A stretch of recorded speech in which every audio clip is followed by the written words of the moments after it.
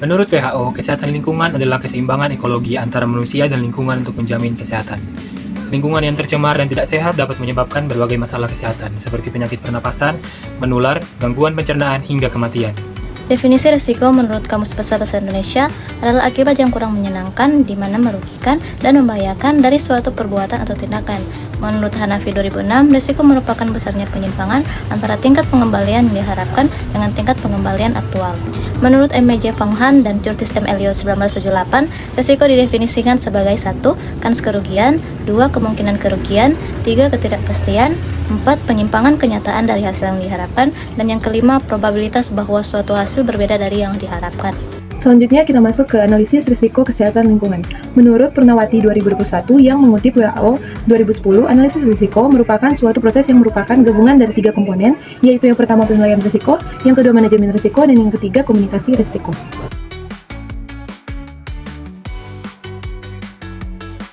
Selanjutnya, ada model konsep analisis risiko kesehatan lingkungan. Analisis risiko kesehatan lingkungan atau disingkat ARKL merupakan sebuah proses sistematis yang bertujuan untuk memperkirakan kemungkinan dan besarnya dampak negatif terhadap kesehatan manusia akibat paparan bahaya lingkungan. Menurut WHO tahun 2010, ARKL terdiri dari 3 komponen utama yang saling berkaitan, yaitu pertama, penilaian risiko. Komponen ini merupakan fondasi dari ARKL dan melibatkan analisis ilmiah untuk mengidentifikasi dan mengevaluasi potensi bahaya serta kemungkinan terjadinya dampak kesehatan akibat paparan. Kedua, manajemen risiko. Setelah risiko diidentifikasi dan dievaluasi, langkah selanjutnya adalah mengembangkan dan mengimplementasikan strategi untuk mengendalikan atau mengurangi risiko tersebut ke tingkat yang dapat diterima. Ketiga, komunikasi risiko.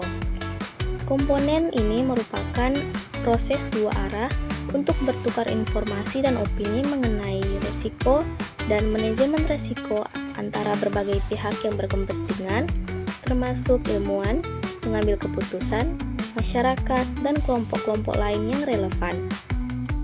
Baik, sekarang kita masuk pada materi penilaian risiko atau risk assessment. Penilaian risiko merupakan fondasi dari ARKL dan melibatkan analisis ilmiah untuk mengidentifikasi dan mengevaluasi potensi bahaya serta kemungkinan terjadinya dampak kesehatan akibat paparan. Penilaian risiko terdiri dari beberapa tahapan penting, yaitu yang pertama, identifikasi bahaya, yaitu proses mengidentifikasi agen biologis, kimia, atau fisik yang berpotensi menimbulkan efek yang merugikan terhadap kesehatan. Dan yang kedua, ada karakterisasi bahaya atau hazard characterization, yaitu evaluasi sifat bahaya yang telah diidentifikasi, termasuk hubungan dosis atau respon untuk memahami tingkat keparahan dan sifat dampaknya. Yang ketiga, ada penilaian paparan, yaitu menentukan sejauh mana, seberapa sering, dan seberapa lama manusia atau populasi tertentu terpapar terhadap bahaya tersebut. Yang keempat, ada karakterisasi risiko, yaitu untuk menggabungkan hasil dari ketiga tahap sebelumnya untuk memberikan gambaran menyeluruh tentang kemungkinan dan tingkat risiko terhadap kesehatan. Manajemen risiko atau dalam bahasa Inggris yaitu risk management adalah mengembangkan dan mengimplementasikan strategi untuk mengendalikan atau mengurangi risiko tersebut ke tingkat yang dapat diterima. Manajemen risiko ini melibatkan 3 bagian. Yang pertama, evaluasi pilihan pengendalian atau cultural option evaluation. Kedua, pemilihan dan implementasi tindakan pengendalian atau control action selection and implementation. Dan ketiga, pemantauan dan evaluasi atau monitoring and evaluation. Komunikasi risiko atau risk communication. Komunikasi risiko merupakan komponen atau proses 2 arah untuk bertukar informasi dan opini mengenai risiko dan manajemen risiko antara berbagai pihak yang berkepentingan, termasuk ilmuwan, pengambil keputusan, masyarakat, dan kelompok-kelompok lain yang relevan. Nah, komunikasi risiko yang efektif bertujuan untuk meningkatkan pemahaman tentang risiko, membangun kepercayaan, dan memfasilitasi partisipasi dalam pengambilan keputusan terkait risiko. Bahaya lingkungan dan pengelompokannya. Bahaya lingkungan merupakan agen atau kondisi di lingkungan yang berpotensi menyebabkan efek kesehatan yang merugikan pada manusia. Efek yang ditimbulkan dapat bervariasi dari gejala ringan hingga penyakit kronis yang serius, bahkan kematian. Secara umum, bahaya lingkungan dapat dikelompokkan menjadi 3 kategori utama, yaitu yang pertama bahaya fisik disebabkan oleh agen fisik, yang kedua bahaya biologi disebabkan oleh organisme patogen dan virus yang ada di lingkungan, yang ketiga bahaya kimia disebabkan oleh zat-zat kimia toksik yang ada di lingkungan. Yang pertama itu bahaya fisik. Bahaya fisik disebabkan oleh agen fisik seperti yang pertama, suhu ekstrim, panas atau dingin yang berlebihan dapat menyebabkan gangguan kenyamanan, kelelahan, heat stroke, hipotermia, dan bahkan kematian. Yang kedua ada radiasi. Paparan radiasi ionisasi, misalnya dari kebocoran nuklir atau paparan sinar X yang berlebihan, maupun radiasi non-ionisasi, misalnya gelombang elektromagnetik dari telepon seluler dalam dosis tinggi, dapat menyebabkan berbagai efek kesehatan, termasuk mutasi gen dan kanker. Yang ketiga ada kebisingan. Tingkat kebisingan yang tinggi dan berkepanjangan dapat menyebabkan gangguan pendengaran, stres, dan masalah kesehatan lainnya. Dan yang terakhir ada getaran. Paparan getaran mekanis dapat menyebabkan gangguan pada sistem saraf, tulang, dan otot. Bahaya biologi disebabkan oleh organisme patogen dan virus yang ada di lingkungan. Ketika organisme ini masuk ke dalam tubuh manusia dalam jumlah atau virulensi tertentu, dapat menyebabkan infeksi dan penyakit. Contoh bahaya biologi meliputi bakteri seperti Escherichia coli, yakni penyebab diare, Salmonella penyebab tifus, dan Mycobacterium tuberculosis, yakni penyebab tuberkulosis. Virus, yakni seperti virus influenza penyebab flu, virus dengue penyebab demam berdarah, dan SARS-CoV-2, yakni penyebab COVID-19. Dan parasit seperti Plasmodium, yakni penyebab malaria dan cacing usus. Jamur, terdapat beberapa jenis jamur yang dapat menyebabkan infeksi kulit atau pernapasan. Kita masuk ke dalam bahaya kimia yang disebabkan oleh zat-zat kimia toksik yang ada di lingkungan. Yaitu yang pertama pestisida seperti paraquat yang dibahas dalam konteks penilaian risiko. Yang kedua logam berat seperti merkuri, timbal, dan arsenik. Yang ketiga ada polutan udara seperti karbon monoksida, nitrogen dioksida, dan partikulat. Dan yang terakhir ada polutan air seperti limbah industri dan senyawa organik persisten. Berikutnya, kita masuk pada penilaian risiko atau risk assessment beserta contoh penerapannya pada kasus paparan paraquat. Yang pertama ada identifikasi bahaya atau hazard identification. Proses analisisnya yaitu yang pertama ada pengumpulan data awal untuk mengumpulkan informasi kualitatif mengenai agen lingkungan yang dapat menimbulkan dampak kesehatan. Yang kedua ada screening awal untuk mengidentifikasi agen yang mungkin menimbulkan risiko signifikan terhadap kesehatan. Yang ketiga ada penetapan faktor, yaitu hasil screening akan mengerucutkan daftar agen potensial menjadi fokus utama untuk penilaian risiko yang lebih lanjut. Kita masuk pada penilaian risiko atau risk assessment beserta contoh penerapannya pada kasus paparan paraquat. Identifikasi bahaya atau hazard identifications. Contoh paraquat, dalam konteks paraquat, identifikasi bahaya akan melibatkan itu yang pertama, menyadari keberadaan dan penggunaan paraquat sebagai herbisida di wilayah tertentu, misalnya area pertanian. Yang kedua, mencatat potensi pelepasan paraquat ke lingkungan melalui penyemprotan, tumpahan, atau pembuangan limbah yang tidak tepat. Yang ketiga, mengidentifikasi paraquat sebagai agen kimia yang dikenal memiliki toksisitas terhadap manusia dan organisme lain. Kemudian kita masuk pada proses analisis. Yang pertama pengumpulan data toksologi. Tahap ini berfokus pada pengumpulan informasi ilmiah yang mendalam mengenai sifat-sifat toksikologi bahaya yang teridentifikasi. Yang kedua, analisis hubungan dosis respons. Mengevaluasi bagaimana peningkatan dosis atau konsentrasi paparan berhubungan dengan peningkatan kemungkinan atau keparahan efek kesehatan. Ini seringkali dinyatakan dalam nilai-nilai seperti LD50, dosis letal 50%, NOAEL, No Observed Adverse Effect Level, atau BMD, Benchmark Dose. Yang ketiga, ada identifikasi efek kritis, menentukan efek kesehatan yang dianggap paling relevan dan sensitif untuk digunakan dalam penilaian risiko. Efek kritis bisa berupa efek akut, jangka pendek, maupun kronis jangka panjang. Dan yang keempat, mekanisme aksi, memahami bagaimana bahaya berinteraksi dengan sistem biologis untuk menghasilkan efek toksik. Berikut contoh paraquat karakterisasi bahaya atau hazard characterization. Karakteristik bahaya paraquat akan mencakup yang pertama, mengumpulkan data toksologi yang menunjukkan bahwa paraquat sangat toksik jika tertelan, terhirup, atau terpapar melalui kulit dalam konsentrasi yang tinggi. Yang kedua, menganalisis studi yang menunjukkan efek toksik utama paraquat adalah kerusakan paru-paru atau fibrosis paru, serta potensi kerusakan pada ginjal, hati, dan sistem saraf. Yang ketiga, mempelajari hubungan dosis respon dari berbagai rute paparan untuk mengidentifikasi tingkat paparan yang dapat menyebabkan efek kesehatan yang signifikan. Yang keempat, memahami mekanisme akses paraquat dalam menghasilkan radikal bebas yang merusak sel-sel paru-paru. Sekarang kita masuk pada proses analisis. Yang pertama ada identifikasi jalur paparan, yaitu menentukan bagaimana manusia dapat kontak dengan bahaya di lingkungan.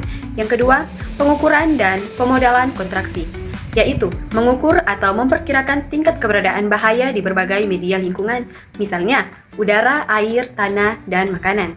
Yang ketiga, estimasi intake atau dosis, yaitu memperkirakan jumlah bahaya yang masuk ke dalam tubuh manusia melalui berbagai jalur paparan.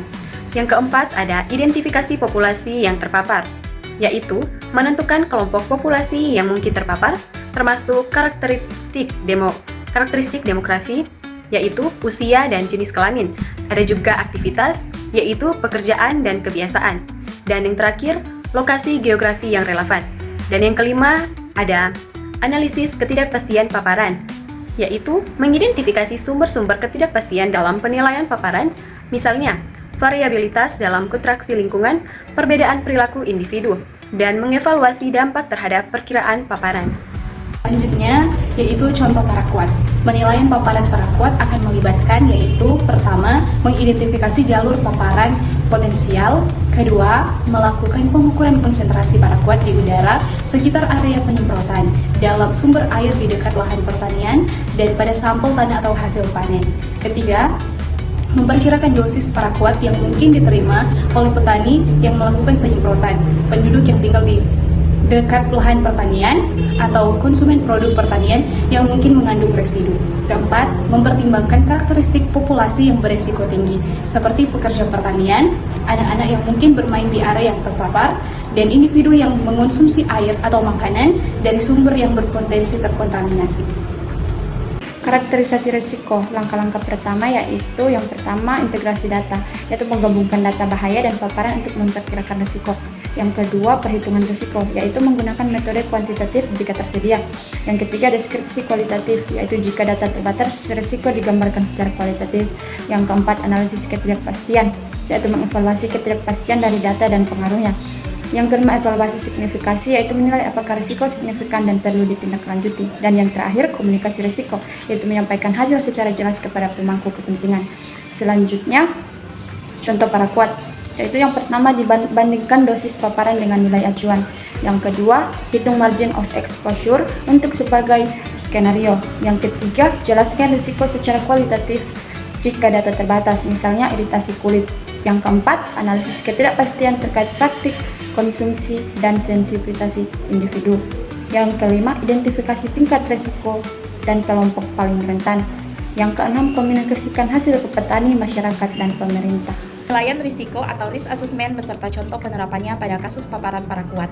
Karakterisasi risiko atau risk characterization. Contoh paraquat, karakterisasi risiko paraquat akan mencakup 1. Membandingkan perkiraan dosis paparan paraquat pada berbagai kelompok populasi dengan nilai acuan toksikologi yang relevan, misalnya ADI atau Acceptable Daily Intake. 2. Menghitung margin of exposure atau MOE untuk berbagai skenario paparan, misalnya paparan pekerja pertanian selama penyemprotan, paparan penduduk melalui air minum. MOE yang rendah dapat mengindikasikan risiko yang lebih tinggi. Ketiga, mendeskripsikan potensi risiko kesehatan secara kualitatif untuk skenario di mana data kuantitatif terbatas, misalnya risiko iritasi kulit akibat kontak langsung. Yang keempat, ketidakpastian yang terkait dengan variabilitas dalam praktik penyemprotan, konsumsi air, atau sensitivitas individu terhadap paraquat. 5. Menyimpulkan tingkat risiko kesehatan yang mungkin timbul akibat paparan paraquat di wilayah tertentu dan mengidentifikasi kelompok populasi yang paling berisiko. 6. Mengkomunikasikan temuan penilaian risiko kepada petani, masyarakat setempat, dan pemerintah daerah untuk menginformasikan keputusan terkait pengelolaan penggunaan bantuan. Manajemen risiko, yaitu yang pertama evaluasi pilihan pengendalian atau control option evaluation. Tahap ini melibatkan identifikasi dan evaluasi berbagai tindakan yang dapat diambil untuk mengurangi atau mencegah paparan terhadap bahaya yang telah diidentifikasi. Pilihan pengendalian dapat dikategorikan menjadi beberapa jenis, yaitu yang pertama, proses analisis pengendalian sumber, tindakan yang berfokus pada penghapusan atau pengurangan bahaya di sumbernya. Contohnya, mengganti paraquat dengan herbisida yang kurang toksik. Kedua, pengendalian jalur, tindakan yang memutus atau mengurangi jalur paparan antara sumber dan populasi yang berisiko. Contohnya menggunakan alat pelindung diri (APD) saat menyemprot paraquat. 3. Pengendalian penerima, tindakan yang melindungi populasi yang berisiko dari efek paparan. Contohnya memberikan edukasi kepada masyarakat mengenai cara menghindari paparan paraquat. Lanjut pada manajemen risiko atau risk management. Pemilihan dan implementasi tindakan pengendalian atau control action selection and implementation. Memilih tindakan pengendalian yang paling efektif, efisien dan dapat diterima berdasarkan berbagai faktor, termasuk yaitu adalah proses analisis. Yang pertama, efektivitas.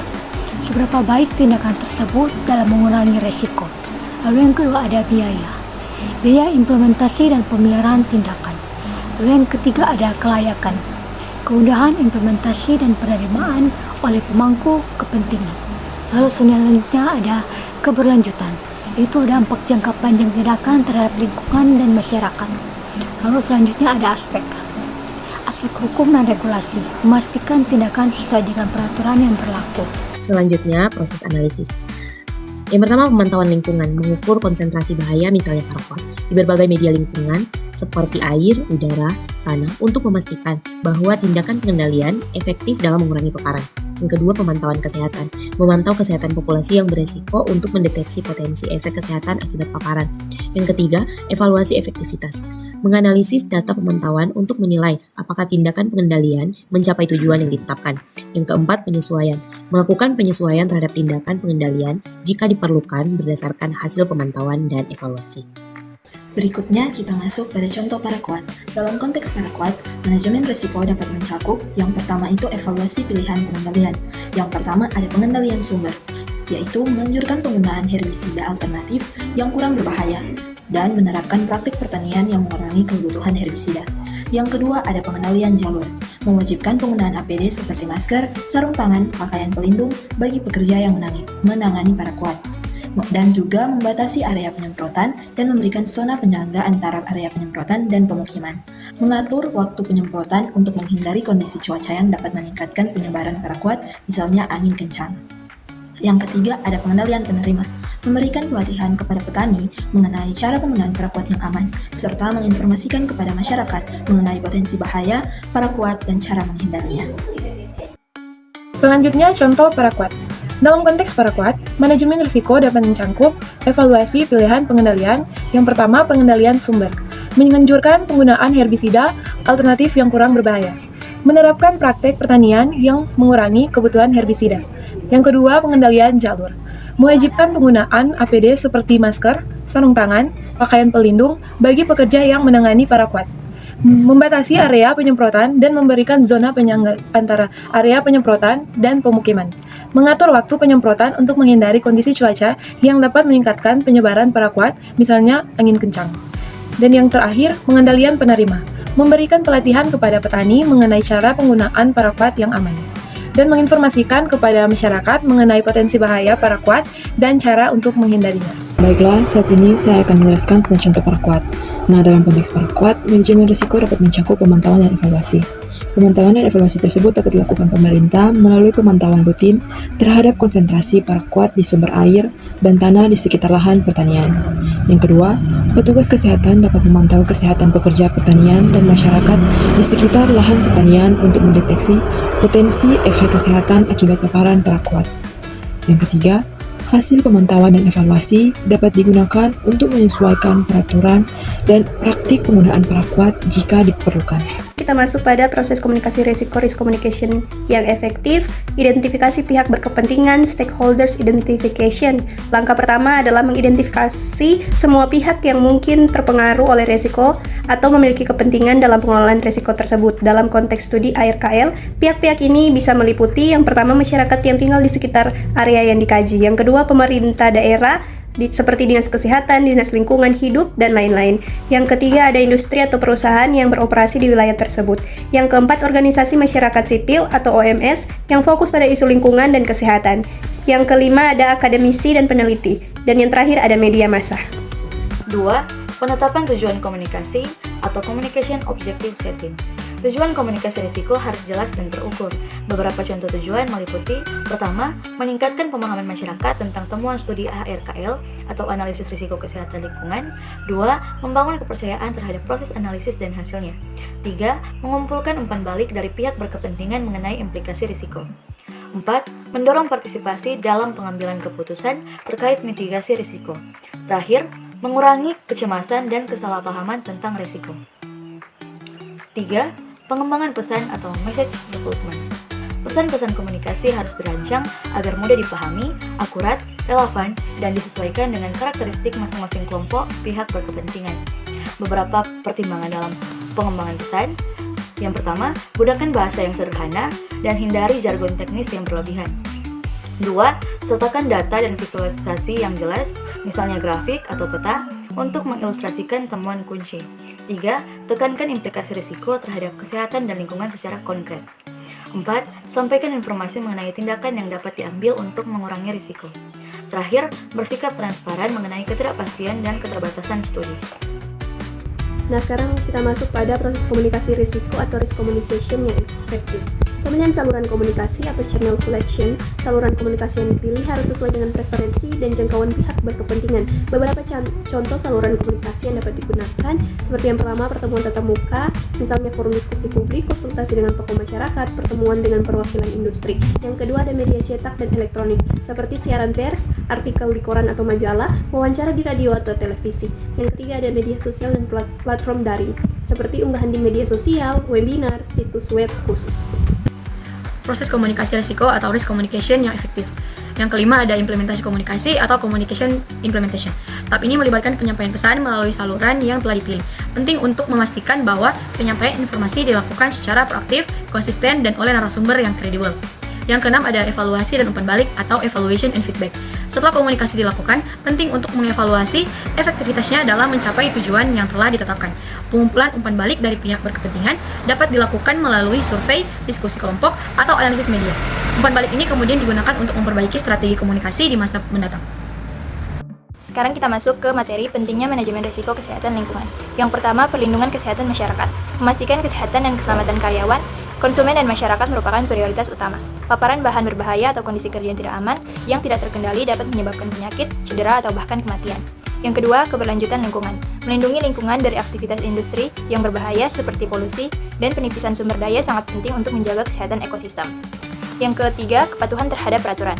Pemerintah di seluruh dunia telah menetapkan peraturan ketat yang mengatur kesehatan dan perlindungan lingkungan. Yang keempat, stabilitas keuangan dan operasional. Insiden seperti kecelakaan industri, tumpahan bahan kimia, dan pencemaran lingkungan dapat menyebabkan kerugian finansial yang signifikan, termasuk biaya yang terkait dengan pembersihan, tanggung jawab hukum, dan hilangnya produktivitas. Yang kelima, tanggung jawab dan reputasi. Dalam lingkungan bisnis saat ini, perusahaan tidak hanya bertanggung jawab atas kinerja keuangannya, tetapi juga atas dampak lingkungan dan sosialnya. Kesimpulannya, ARKL adalah proses penting untuk menilai, mengelola, dan mengkomunikasikan risiko kesehatan akibat bahaya lingkungan fisik, biologi, dan kimia. Model WHO menekankan penilaian risiko yang komprehensif, tindakan manajemen efektif, dan komunikasi yang jelas untuk melindungi kesehatan masyarakat.